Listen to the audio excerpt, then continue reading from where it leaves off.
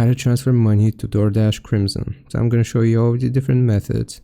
If you have the Doordash Crimson card, which is a prepaid debit card, and you want to transfer funds from your earnings, here's how you do it through the Dasher Direct app. Dasher Direct is a program designed for Dashers to receive their earnings directly to their Crimson cards.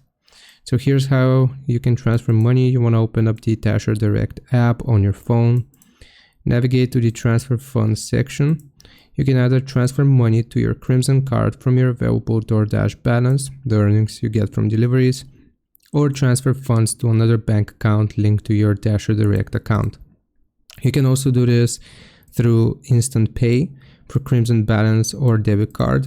If you're looking to cash out your earnings into your Crimson account or card, you want to open up the DoorDash Dasher app, go to the Earnings tab, tap on Cash Out or Instant Pay.